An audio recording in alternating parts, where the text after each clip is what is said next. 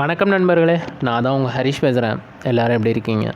பொதுவாகவே இந்த கள்ளிப்பழம் வந்துட்டு பறிக்கிறது எவ்வளோ கஷ்டமோ அதே மாதிரி இதுக்குள்ளே இருக்க பழத்தை அறுத்து சாப்பிட்றதும் அவ்வளோ கஷ்டம். ஏன்னா இதை சுற்றி எப்பயுமே முட்கள் அதிகமாக இருக்கும் அப்படின்ட்டு சொல்லலாம். இந்த முட்கள் வந்து நம்ம உடம்புல குத்துறது மூலிமா நம்ம கண்டுக்காமல் விட்டுட்டோம் அப்படின்னா செப்டிக் ஆகிறதுக்கு கூட சான்சஸ் அதிகம்ன்ட்டு சொல்கிறாங்க. அதனால் முடிஞ்ச வரலையும் இந்த பழத்தை வந்துட்டு குழந்தைங்க கண் முன்னாடி வைக்காமல் அவங்க தொடாத மாதிரி பார்த்துக்கோங்க. பழத்தை அறுத்து கொடுக்கறது கூட பெரியவங்க அறுத்து கொடுத்தாங்கன்னா ரொம்பவே நல்லது அப்படின்ட்டு சொல்லலாம். இந்த பழம் அறுக்கிறதுங்கிறது ரொம்ப பெரிய டெக்னிக்லாம் ஒன்றும் கிடையாது, ரொம்ப சிம்பிளான டெக்னிக் தான். பட் இருந்தாலும் இந்த பழத்தை அறுக்கிறதுக்கு பெரியவங்க ரொம்ப பெரிய டிஃபிகல்ட்டி எடுத்துக்குவாங்கன்னு சொல்லலாம், கண்ணா பின்னான்னு அறுத்துக்கிட்டு. பட் இதை ஒரு ஷேப்பாக அறுத்தோம் அப்படின்னா ரொம்ப பெரிய ஈஸி இந்த பழத்தை அறுத்து சாப்பிட்றது. இந்த பழத்தில் அதேமாதிரி ரொம்ப பெரிய ஹெல்த் பெனிஃபிட்ஸ் இருக்கும் அப்படின்னு சொல்லலாம். இந்த பழத்தை தமிழில் எப்படி அழைப்பாங்க அப்படின்னு பார்த்தீங்கன்னா ரத்த பழம் அப்படின்னு சொல்லுவாங்க. ஏன்னா அந்த அளவுக்கு இதுக்குள்ளார இருக்கக்கூடிய பழம் வந்து ரொம்ப ரெட்டிஷாக இருக்கும்னு சொல்லலாம். நம்ம கையில் தொட்டாலே அப்படியே ரத்தம் பட்ட மாதிரி இருக்கும் அந்த பழத்து கையில் பட்டுச்சுனாவே. இந்த பழத்தை வந்துட்டு முடிஞ்ச வரலையும் ரொம்ப சிம்பிளான டெக்னிக்கில் அறுக்கிற பாருங்கள். ஏன்னா முட்கள் நம்ம கையில் குத்துச்சு அப்படின்னா ரொம்ப பெரிய எரிச்சலாக இருக்கும், கையில் அப்படியே பேர்னிங்காகவே இருக்கும் எந்த நேரமும். ரொம்ப சிம்பிளாக தான். ஃபஸ்ட்டு ஒரு கட் பண்ணுங்கள், அப்புறம் செகண்ட் பார்ட் கட் பண்ணுங்கள்.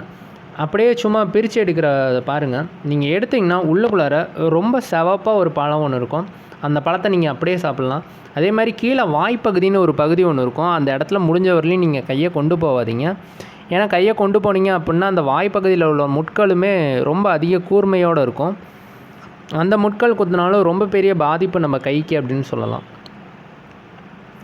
இந்த பழத்தை சாப்பிட்றது மூலிமா ரொம்ப பெரிய ஹெல்த் பெனிஃபிட்ஸ் அப்படின்னு சொல்லலாம். இந்த பழத்தை பாருங்கள் எவ்வளோ ரெட்டிஷாக இருக்குது அப்படின்ட்டு.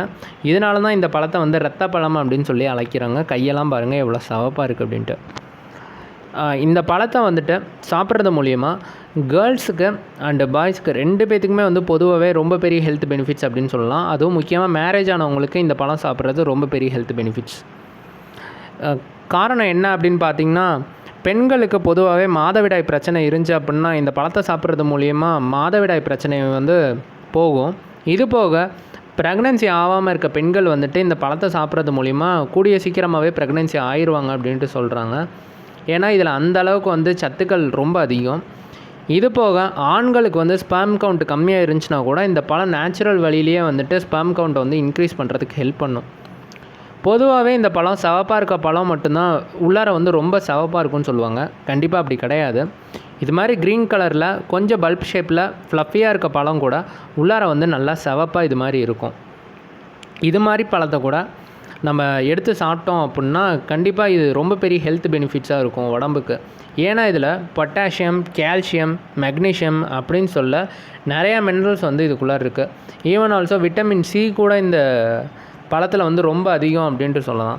அதனால் இம்யூன் பவரும் பூஸ்டப் ஆகும். கண்டிப்பாக உடம்புல தேவையான சத்துக்களும் அதிகமாக கிடைக்கும் அப்படின்ட்டு சொல்லலாம்.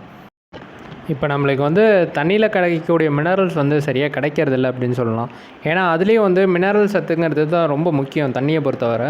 இப்போ உள்ள தண்ணியில் வந்து மினரல் வாட்டர்னு சொல்லக்கூடிய வாட்டரில் வந்து நல்லதையும் ஃபில்டர் பண்ணிடுறாங்க, கெட்டதையும் ஃபில்டர் பண்ணிடுறாங்க. அதனால் எந்த விதமான சத்துக்களுமே அந்த தண்ணியில் வந்து கிடைக்கிறதில்ல. அதுதான் தண்ணியில் கிடைக்கக்கூடியாத எந்த விதமான மினரல்ஸும் நம்ம இந்த பழத்து மூலியமாக நம்ம எடுத்துக்கலாம் அப்படின்ட்டு சொல்லலாம். அதனால் பொதுவாகவே இப்போ வந்து பழத்துக்களை வந்து நீங்கள் அதிகமாக எடுத்துக்கிட்டிங்கனாவே உங்கள் உடம்புல எந்த விதமான வியாதியும் வராமல் இருக்கிறதுக்கு வாய்ப்புகள் ரொம்ப அதிகம். நான் பறித்த பழத்துலேயே இந்த பழம் தான் ரொம்ப பெரிய பழம் அப்படின்ட்டு சொல்லலாம்.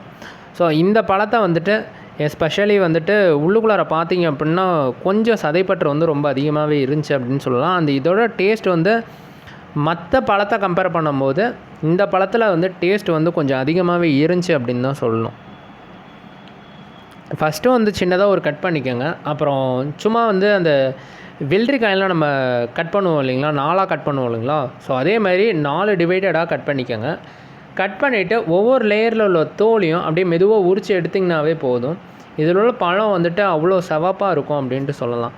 நம்ம இந்த பழத்தை பார்க்கும்போது சின்ன வயசில் பாதானிக்காய் பழம் அப்படின்னு சொல்லி நம்ம சாப்பிடுவோம், இந்தியன் பாதாம் பழம் அப்படின்ட்டு. ஸோ அது மாதிரி அந்த பழத்துக்கு பேர் கட்டப்பா அப்படின்னு சொல்லுவாங்க. ஸோ அந்த கட்டப்பா பழத்துலேயும் இப்படி தான் இருக்கும். உள்ளுக்குள்ளார ஆனால் சின்னதாக ஒரு முந்திரி மாதிரி இருக்கும்.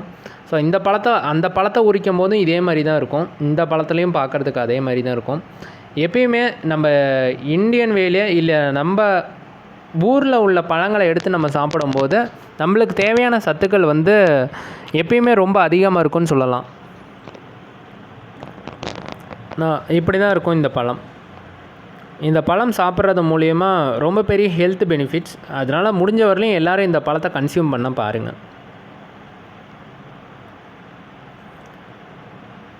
இந்த பழம் வந்துட்டு எப்படி இருக்கும் அப்படின்னா, இது மாதிரி தான் இருக்கும். ரொம்ப ரெட்டிஷாக இருக்கும். அந்த கையில் வந்துட்டு நீங்கள் எடுத்திங்கனாவே வழுக்கிக்கிட்டு போகும்.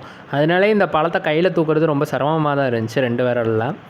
இந்த பழத்தை நீங்கள் ட்விஸ்ட் பண்ணி பார்க்கணுன்னா கூட இது வழுக்கிக்கிட்டு தான் போகும் அப்படின்னு சொல்லலாம். அந்தளவுக்கு ரொம்ப ஜூஸியான ஒரு பழமாக தான் இருக்கும். இந்த பழத்தை ஜஸ்ட் அப்படியே நீங்கள் வாயில் போட்டு கூட சாப்பிட்லாம். ஒன்றுமே பிரச்சனை கிடையாது.